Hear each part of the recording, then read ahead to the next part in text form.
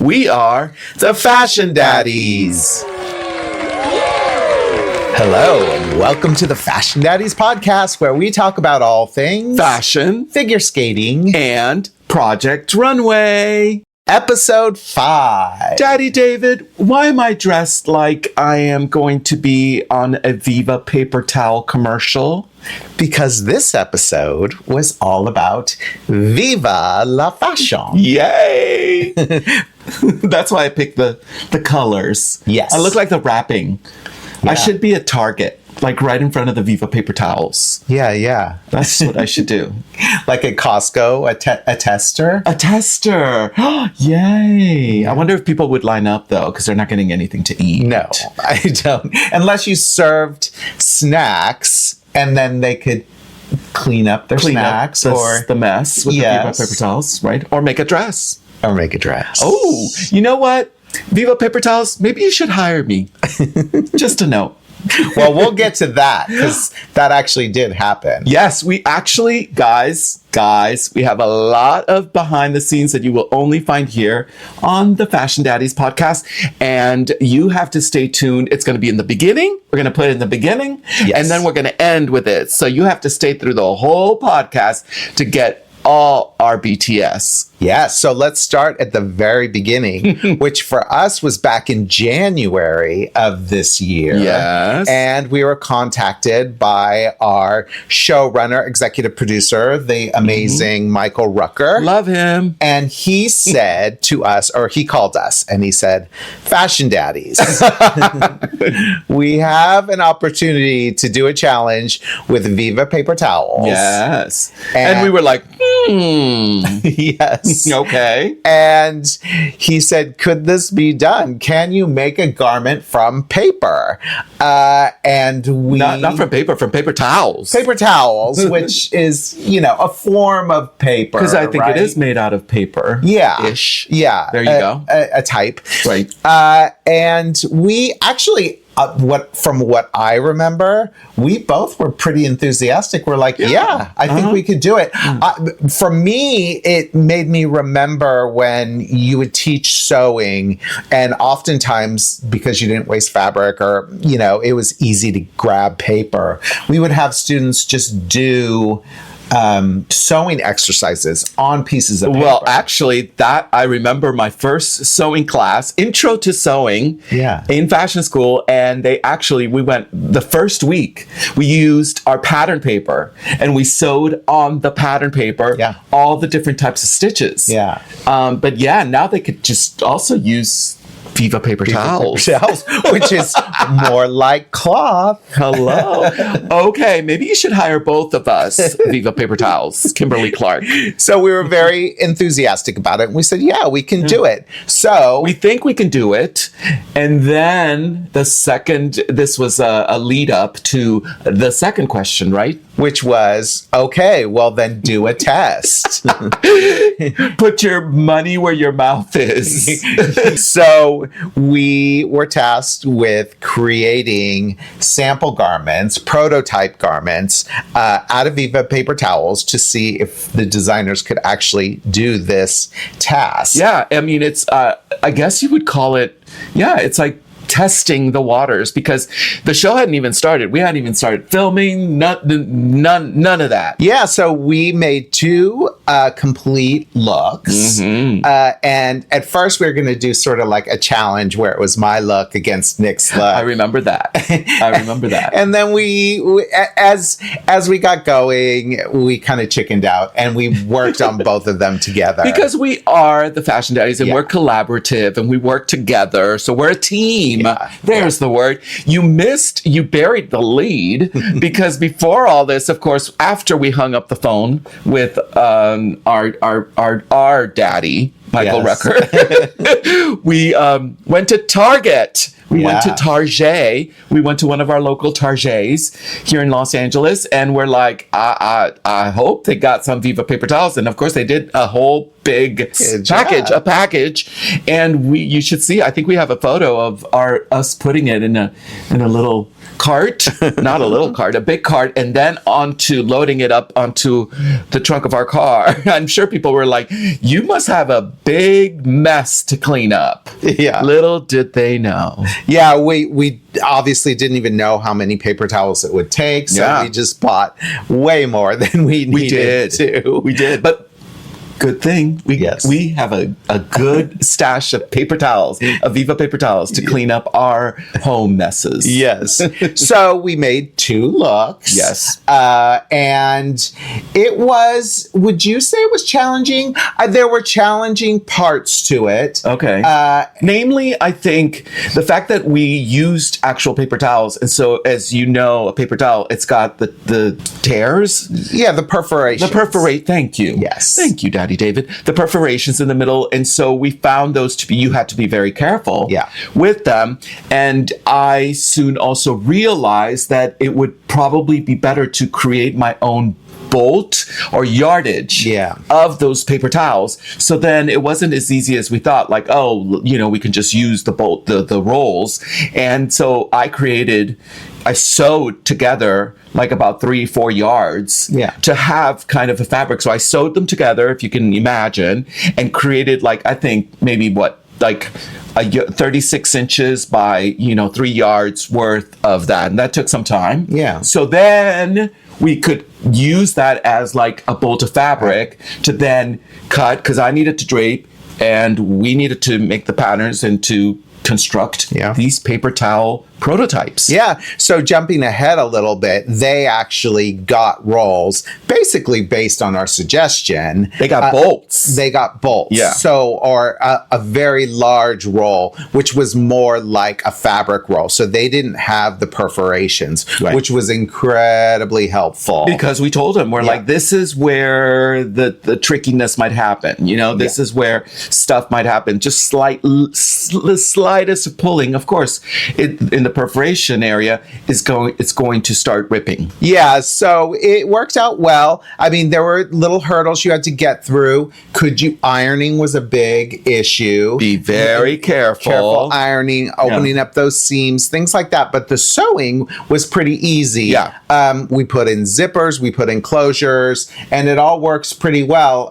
Multiple layers was better than a single layer, things like that. So we learned little things that we could bring to the show. Well, obviously tell everybody that it worked. Yeah, by the way, all of this had to be then presented to 25 top executives. And we're the guinea pig scientists, presenting, so here you go. The other thing that was quite a challenge was the dyeing process. Right.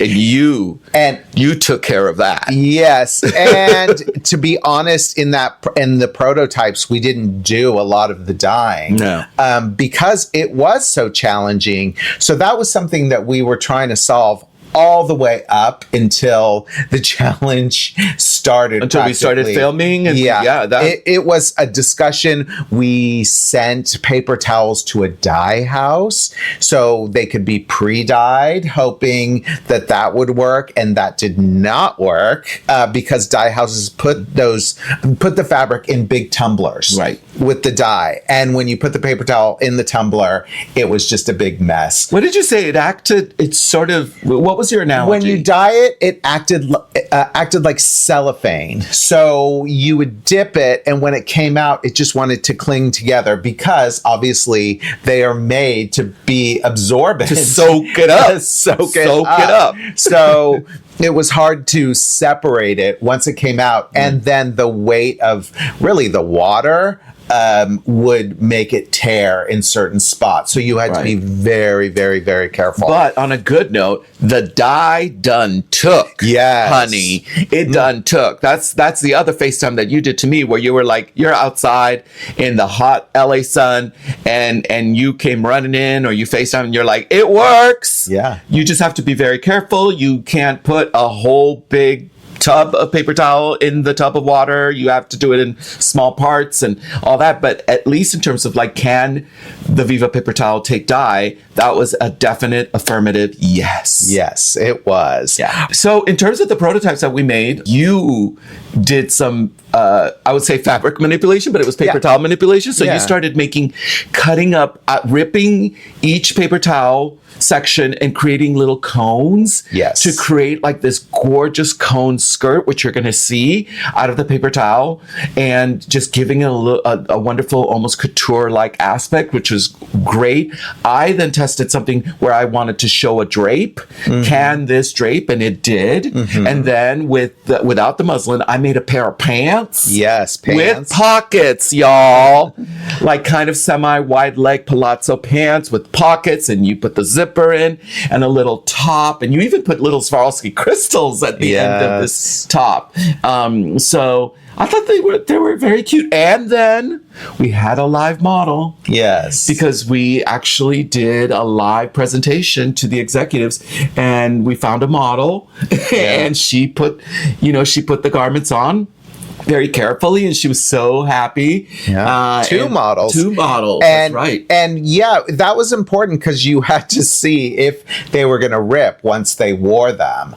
So it was really important for somebody to actually test them, as opposed to just being on a dress form and saying, okay, well, we made them. Can you walk in them? Can you walk in them? Do they tear?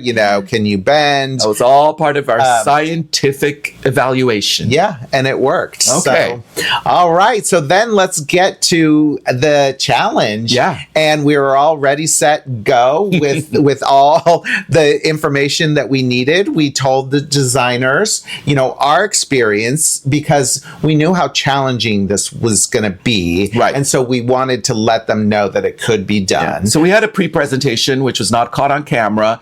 And we told them, this is what happened. We tested it. I think we even showed them photos of our prototypes. And just because I know that if I was in their place, again, as a former designer, I'd be like a little questionable, a little nervous. Yeah, they were. And so we wanted to satisfy that and be like, listen, we tested it in this. You can do this, you can do that, you can do this, and it works. Yeah. And I think that really helped. Yeah, I think it did. So the challenge started with Heidi letting them know that not only could they use Viva Paper Towels, but they also were going to have a fabric budget, which they could go to Mood and have $300 to purchase fabric.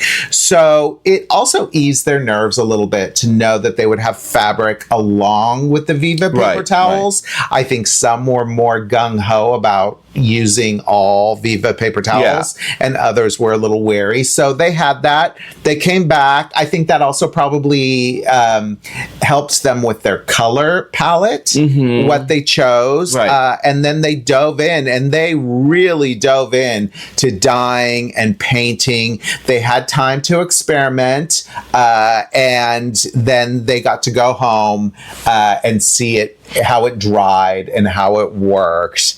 And that was really, some works better than others. So but it was exciting. We had to find all these buckets and these racks, to hang the fabric. And, they were armed with all the information that we gave them. And they went right to it. But it was kind of surprising to us because we knew we had kind of a tricky thing with the dyeing, where most of them all said they were just gung-ho right into the dyeing process. And and some of them did really exciting stuff. Okay, so let's get to the designs. Let's We're going to go in order of the runway show. Okay. Which started with Elizabeth. Okay. Interesting. Yeah, interesting. And she started out very strong. Yes. She was able to dye the paper towel in a beautiful deep red color. Yeah, like lipstick red or blood red. Yes. And what she did was she purchased lace at Mood, and she put it over the paper towel and spray painted it black, which created a new textile. Right. It's like stenciled lace. Yes. Stenciled fabrication. Lace. Yeah. It looked quite Gothic, a little bit Game of Thrones / Dracula, but it was neat. Yeah, it was neat. Christian loved it. Christian really responded positively. And her initial idea was to create something that was a little more over the top in its silhouette, a little grander. Right. What she ended up with not so much. Was not. No. And I feel like she went back to that silhouette that she has used several times. You were saying this. Yeah, which is a backless halter dress. You might have to go back and see some of the other episodes and her looks. Yes. Yeah. And she repeats that look. Yeah, she does. I think what's more concerning, first of all, I think the silhouette worked, especially on the model, on Amanda. Yeah. She's curvy and she's got a teeny tiny waist, so she did exemplify that. She did showcase that. But it was the unfinishedness of it all. Yeah. So I'm just going to call out the elephant in the room. Yes. May I? Yes. Where I think there was a scene where this was already, the runway was about to happen, and we were backstage, they were backstage, and it was last looks, as we always call it, which is the chance to put in the last little finishing touches. And, stuff is happening, and Christian noticed something in the back of her dress, and cut to Elizabeth saying that my closure broke. Right. Or something to that effect. Yeah. Well, technically she's correct. Her closure broke. The other part of it is her closure was what, Daddy David? Safety pin. Holding one part of the paper towel to the other part of the paper towel. And in fact, because we have to take photos of the models before they even go to the runway, before they go into the last looks. And I think we have a little shot of how it looked like. And you could see that safety pin holding on for dear life. And this is like already an hour before that scene with Christian. So it's like you could see the safety pin screaming out to us. Yeah, I think that even Elizabeth realizes at this point that her construction skills weren't up to par with many of the other designers. And it was... I mean, hello, B. It was really reflected in this, and that, she couldn't do what she wanted to do. Right. And so she had to pivot because I don't think she could accomplish that with her sewing skills. And then on top of that, she couldn't really even finish the garment that she created. Right. So it was not her brightest moment. No, it was fine. It's like fine if you're just making it for a dress form. Yeah. That is not going to actually put it on. Yeah. But then that happens. Yeah. Yeah. Oh. All right. Well, not the best. And she is in the bottom. Okay. So we will find out in this episode. We don't know the winner or the loser. So everybody has to stay tuned. Okay. So next is B. All right. So let's talk about really good construction. Yes. And this was just amazing. The way those pants fit. Flawless. And then on you. Yeah. Supermodel you. But those pants, I've said this before, pants are probably one of the hardest garments to create and to make and to fit. Yeah. Right. But what B did, again, let's go back to the hand. B has a hand of God. Yeah. I'm just saying it right here. Hashtag hand of God. Because those pants, I rarely even see $1,000 worth pants that fit that beautifully. And these were made out of Viva Paper Towels, y'all. Like you can't even, I can't even begin to tell you like the art that it takes. Yeah. The training to create pants that fit so perfect, so beautiful in the crotch, in the booty, and the leg. Yeah, beautiful leg. Beautiful. Yeah, and sometimes the simplest garments are the most effective, and that's the way I felt about this. And there was a lot of work that went into it.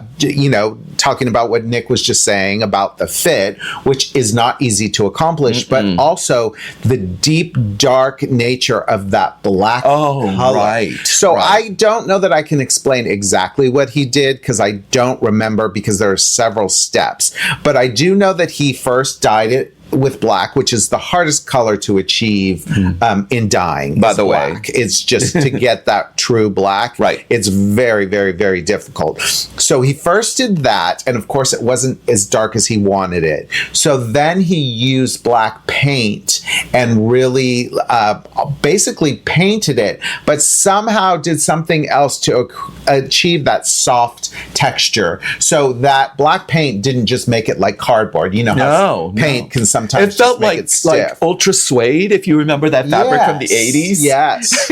I don't even know if they still make that. Ultra suede. Look it up. Halston had some dresses from ultra suede. Or you would say a very soft velveteen, but still with body. Yeah. And texture to it. Yeah. You're right. I mean, whatever he did, it was magic. Yeah. And on top of it, then he sewed an invisible zipper perfectly onto the pants. It was crazy. And then that bustier top and what he did to create it. And then I know he did the harness on top of it, the belts. It was very simple. It didn't shout. It didn't scream. But you know what did shout and scream was the fit. The fit. And the construction. Yeah. 5 out of 5. Yeah. Great. All right. Then the next one is Bobby. I can tell from your face. If you guys are watching this, Daddy David's face is like, like he just ate something that was a little bit off. Okay, so the positive is I did like the textile when she was creating it. Yeah. It was interesting. She was the only one that created a pattern. Well, and that's her thing. Yes. You know, that's her thing, where she likes to create the pattern and turn the fabric into something else, especially with her handwork. Yeah. The dyeing. And it was kind of tie-dye / confetti looking with all the mixture of colors. Yeah. It was very interesting. And again, she was one that had a more interesting silhouette to start out with. It was more fitted. I think it was a pleated skirt situation. Right. Again, she knows that her construction skills aren't as strong as other designers. She's on the same team as Elizabeth. Yes. Yeah, for sure. And I think for both of them, Elizabeth and Bobby, I think they're too ambitious. Yeah. And you do have to know what your skill set is, like what you can do, what you can't do. Of course, you should get that already cleared off before you board the Uber or the plane to come to Project Runway. But alas, I also give points to these kids that are like, I can do it. And you're like, Daddy Dave and Daddy Nick are in the back going, no, you can't. Sorry. But yeah, she was more ambitious with her original design. Yeah. But then it turned out to be baby doll. Yeah. What would you call this? Yes, just a baby doll dress. And she ended up dip dyeing the hem. I was going to be nice. I'm going to be like, there was an ombre shading kind of look to it. But it was almost like, she pleated the top and then just sort of attached it to a little band at the top. And it was like, oh. Yeah. And then the scarf. And then if we're going to dip into styling, which is really Law's territory, but, that hair was just wrong altogether. And the boots. The boots are super cool. Oh yeah. But not with this. Not with this outfit. Yeah. No. It was like, not her shining moment. Not her shining moment. What would you it's like somebody who showed up, she went to Vegas. Yeah. And she's gonna try to be cool. She left the kids at home. The kids are already grown up. Yeah. I'm just giving a whole story, my mood board. And she thought she'd be looking cool with them boots. Well, I will give her that it's unique. I don't know that I've seen this look particularly before. No. And we probably don't need to see it again. Thank you. Yes. Okay, moving on to Brian. And this was interesting because, again, he struggled in the workroom. Yeah. A lot of talk about the salad and how it looked like iceberg lettuce. I can't believe those two girls who showed up said that one of them said something about a salad too. Yeah. Like I missed that point. I must have been having lunch. Yeah. When that happened, because I was like, when I saw it, I was like, Okay. Yeah. So he did a lot of his fabric manipulation, which he has been doing. Right. It sort of became his signature and his thing. His go back. His go back too. Yeah. And he was doing some interesting things. I loved the mix of the greens, and I loved how he used the very dark sort of almost aqua green. I don't know what you call that on the side. Mm-hmm. I thought the way he mixed those was very interesting.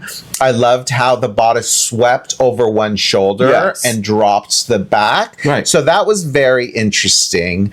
But again, the construction was not as strong as others. No. He feels he has the construction skills of others in the competition, but he does not. But what he does have is design. He does have design. I appreciated, and I liked this. I like the one shoulderness of it. I like the drama of it. Again, I'm a gown guy. Yeah. So I like me some gowns, and he made a gown. Yes. And it gave you a little bit of House of Dragons. Yes.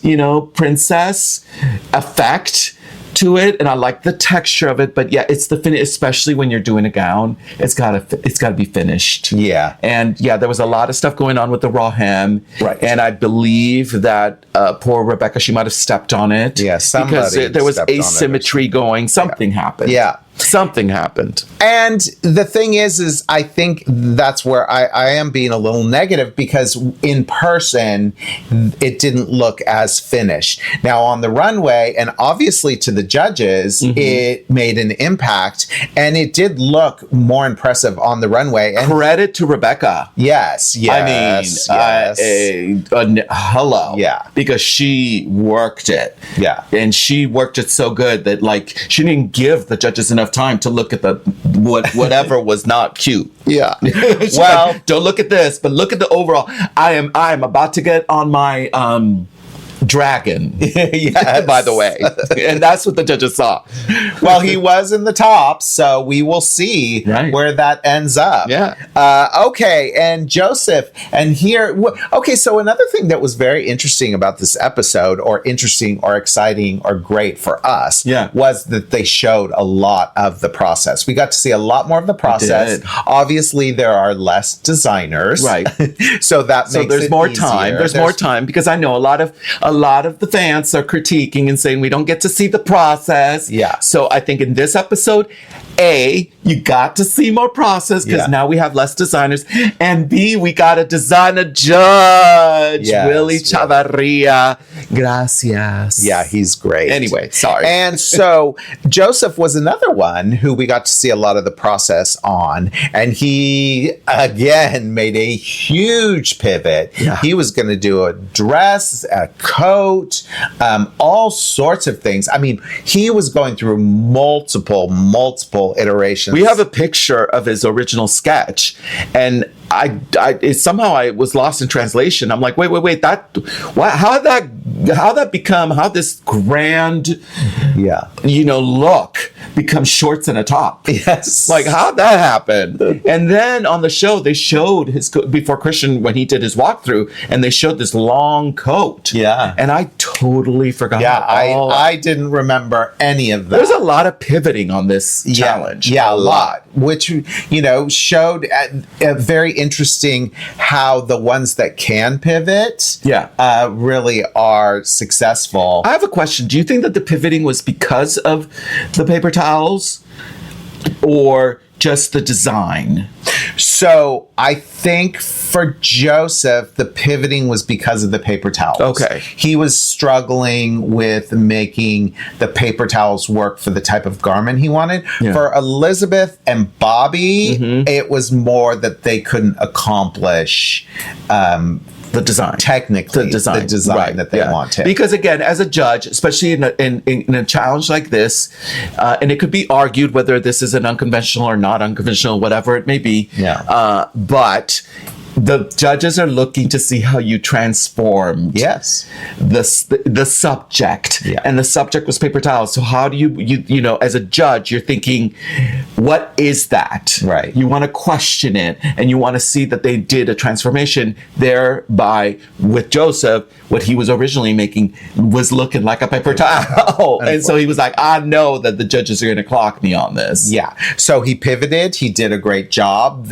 You know, Lexi, the model, is amazing. And it was so for her, though. Yeah. You know, whatever, even though this was a pivot, but those shorty shorts and that top with the shoulder pads and the collar popped up and showing her legs and her teeny tiny waist, it was a look that I could see Lexi going out, talk about going to Vegas, going out on a night at the town wearing this. And I would be like, yes, queen. Yeah.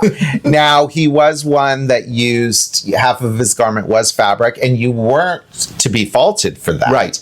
But many of the designers knew that if they used all paper towels, it would psychologically in the judge's head give him a little bump. Give him a bump. Yeah. And I think his intention was probably to use more paper towel than fabric, but he needed to pivot. He needed to get something done, and he did a great job. He did. At least the jacket didn't look like paper towels. Yeah. And in fact, it's so funny because the line gets blurred because those shorts, I think they were velveteen. Yeah. Speaking of fabric, actual fabric from Mood, velveteen, and you could have sworn they were also paper towels. Yeah. And the jacket was very interesting because the sleeves, when she's not wearing it, because you'll see how scrunched up they are, they fall all the way to the ground. To the floor. So they're these long sleeves, which is really cool. So he did a great job in pivoting and getting something done that was Joseph McCrae, looked good, and... But still we got some drama. Yeah, well then there's all of that. With Law and him. Yes. All right. Well, okay, we won't get into that. No. We'll leave that to the judges. Yeah. Okay, next up is Jude.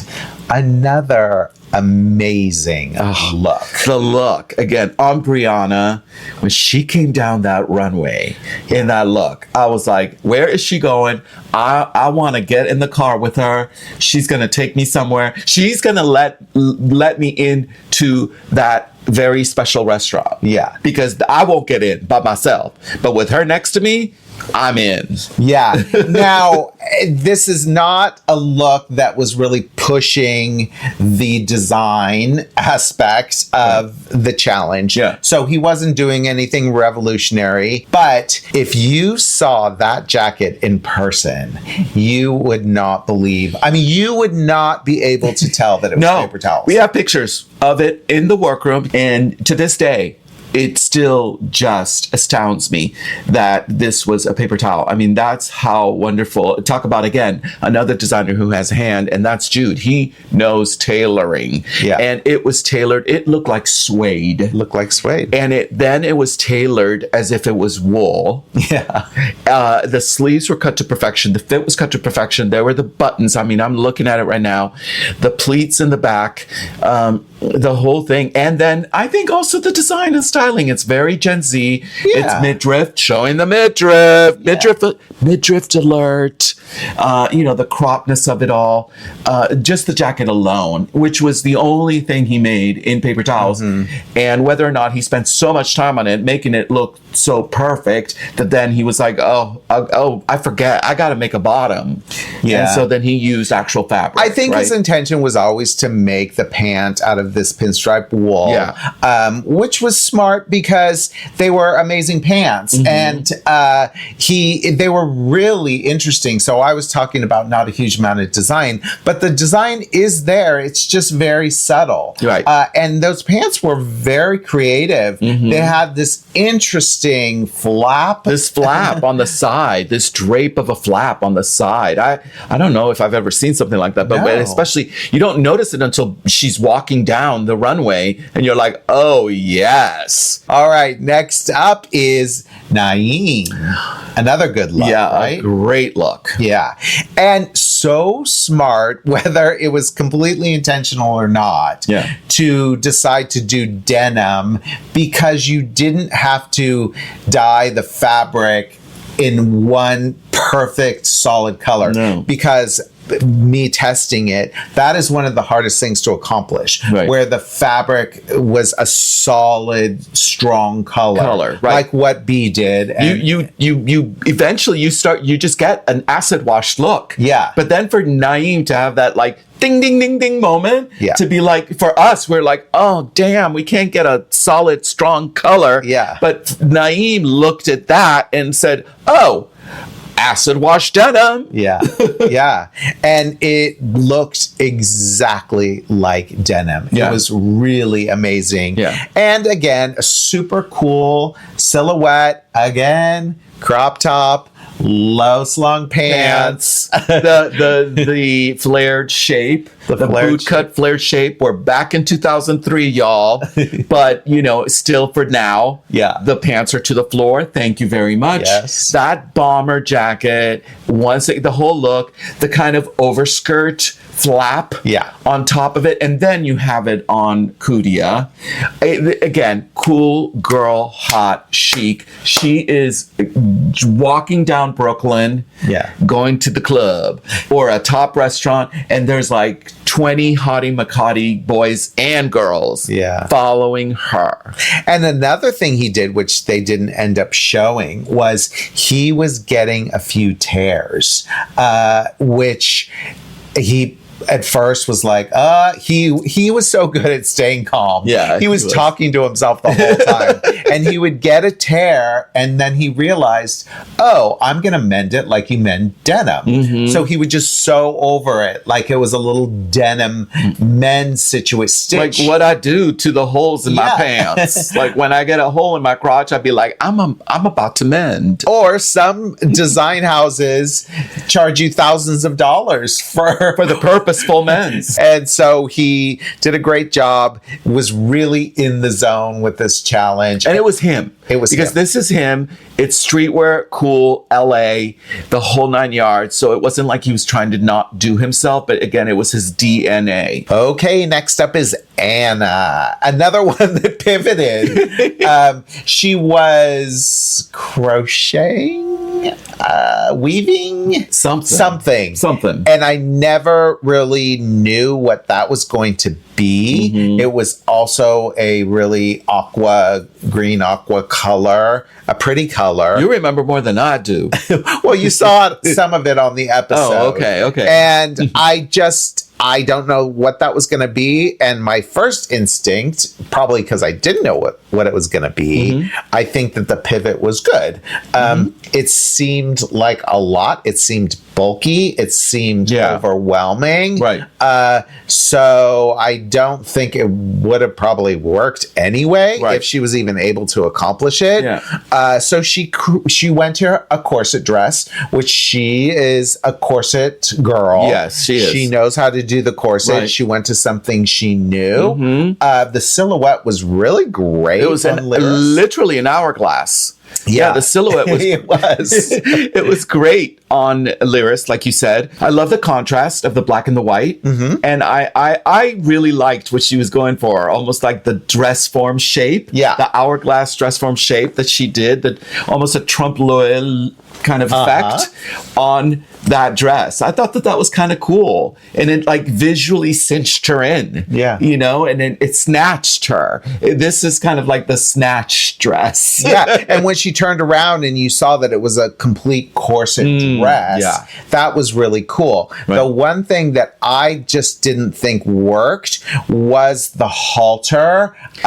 She needed to be opened up, especially with her hair being down, and it closed her up at the top. Does that make sense? No, totally. It makes sense. I think that she spent so much time on the corset dress part of it that then the halter pieces over the sisters looked like an afterthought. Yeah. It almost looked like, oh, I got to do something up there. Let me just kind of drape some fabric on top of it and make it a little halter neck and call it a day. But I think you are correct, because already she's being lifted up. Yeah. So it shortens the torso. That's getting a little technical here. That's it. About dressing human beings, but it shortened the torso. Yep. And therefore, again, she needed this area, the neck area, the above the breastises area to be opened up, so it didn't balance. Yeah. What I would have done is I would have taken the jersey pieces and I would have let them fall down the arm, Oh, yeah. So, and then wrap it around the back. So it was sort of a easy off the shoulder thing. Right. And then you would have focused more on the corset. Totally. And that being a little undergarment. Yeah. Yeah. Totally. So, but she did it. She did it. Yeah, but she did it. And again, Lyris, with that figure of hers, she worked it. Yes. The snatched dress. Yes. Okay. And then the final designer is Jeffrey. Ooh. Another good look. Another really, really, really strong look. I loved it. I love this look. Yeah. He spent a whole day with that ombre dyeing and the ruffles, cutting the cascade ruffles. And they were hanging. We have photos hanging on the rack, just like layers upon layers upon layers that he cut and that he dip dyed. And oh my God. And then when he came up with this, I was like, okay, Oscar de la Renta Resort. Yeah. I mean, who's going to Punta Cana? I am. Yeah, and his dip dyeing technique was so well done. He is very meticulous. It looked rich. And he knew what he was doing was working the whole time. He was very comfortable. He knew where he was going. You could see it like in his eyes. You could see that. I remember we kind of be hiding in the back, walking by, and he'd catch a glimpse of our eyes, and he'd give us that look like, I got this. I know what I'm doing. You know, well, the other designers are like, I don't know about this. But you knew that he knew. Never pivoted. No, never pivoted. He had one goal. He knew exactly what it was going to look like in the end. Yeah. And I will say, okay, so sorry, I'm going to be a Debbie Downer. The one thing I would change about this garment is I probably would have removed the ruffles on the pant and just left the ruffles on the top. On the top area, Just kind of a bit of the Chanel saying, just take one thing off. Okay. And I think it would have made those ruffles even more impressive as opposed to being so many ruffles. Okay. That's just my one opinion. I agree. I agree with you. Yeah, I agree. And just let the pants, the gorgeous fit and the palazzo-ness of it all. Exactly. And you're right. Just keep it up on top. Yep. That's gorgeous. And you know what? Another thing I loved was the underboob. Yeah. I loved how many, again, a midriff alert. But this was a super midriff. But it was cut just right. Yeah. But I know I loved it. And I think Heidi or somebody else said, ooh, I like me some underboob. Yes. And he's definitely one of the top of the week, and we will find out. Okay. And see who wins. Yeah. And the styling was great. Rain with the hair pulled back with the long ponytail and the earrings just showcasing that area. Just perfect. Yeah. Did you have a favorite? Oh, by the way, thank you for reminding me. Even though we don't know who the winners of the bottoms are, but you want to know what our favorites were? Yes, thank you. My favorite was B. Okay. Yes. For all the reasons that we've already stated. For all the reasons. And sometimes I sort of whiffle waffle between which ones I thought were my favorite. And this week, for me, there was no question. Hands down. Yeah. All right. Well, I did give a 5 out of 5 to B. Yes. I think so too. Yeah. But my favorite was Naeem. Okay. Yeah, my favorite was Naeem. I just thought she was super cool, super hip. And again, the way that he transformed the fabric, that it looked totally like acid wash, stone wash denim. Yeah. But the styling as well, the design. Yeah. It was on point. So he got 5.5 stars from me. So that was my favorite. Okay, so that's it for that. We will find out who wins and who loses next week. Tune in next week. But we have a little extra at the end because as we were departing the season of Project Runway, we got a call. We did. Asking us if we would design a Viva Paper Towel gown for the vice president of Viva Sales. Yes. And we said yes. Because of course we did.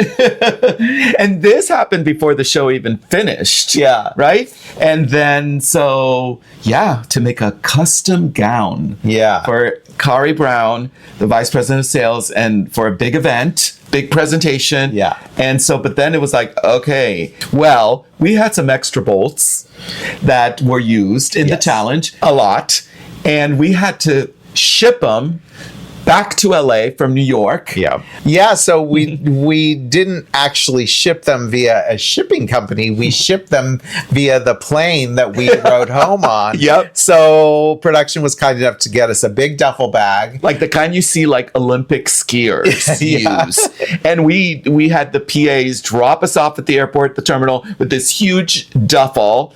Well, and get all of that luggage because we had multiple pieces of luggage and that to back home. And then you said, and then we had to get it done. Well, we had to get it done in 1 week. 1 week, y'all. So it was truly a Project Runway, a little longer than they have, but still a very, very, very tight challenge. And we did it. And we did it while I was draping the muslin, quote unquote, made out of paper towel. Yeah. Creating the dress, because everything has to be done right. So even with that 1 week, I had to do it right. The draping, make the pattern, cut it, sew a sample to have a fitting on the dress form that I made in the size. I padded, I customized it in the size of our client. Yeah. Daddy David was then in our garage just dyeing bolts and bolts of fabric because, of course, she chose a specific color, which was purple. Yes. And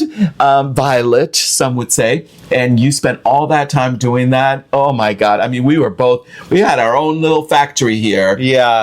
But it all worked out. We truly treated it as a beautiful couture dress. We did. We did everything that you would do with the couture dress. We lined it in Duchess satin, but we treated it so much like really the way we would treat our couture, our Nicolaiki gowns, because this was basically one of those. Yeah. And we think it came out great. Yeah. So we were very excited. We were excited. And Kari was excited and everybody seemed to be excited. So we're glad it all worked out. And it was fun to do. It was so great to do. It was so much fun. I remember we even gave her instructions. We're like, be careful ironing it. When you put it on, it's all, I said, we said it's all finished like a true gown, but maybe you want like 2 other people with you helping you put it on. Don't put a heel because the minute it rips, it rips. You have to be so careful. Yeah, exactly. Put the heels on after, right? And we're like, don't sit. Yeah. All right. Okay. So make sure to like, subscribe, and share, and tell us who you thought were your favorites, right? Yeah. And of course, as always, don't forget to get our book, which will teach you all about pattern making. Totally. The basics of pattern making for fashion design. We don't have a chapter on dyeing. Or sewing using paper towels. Yeah, exactly. We don't, but we might do that in another edition of our book. But get it. It's all there. And the hardback is gorgeous. Gorgeous. Yes. All right. Until next week. Bye. Bye. The Fashion Daddies is created and hosted by David Paul and Nick Varios. It's produced, edited, sound mixed, and scenic designed by David Paul. I'm just here to entertain.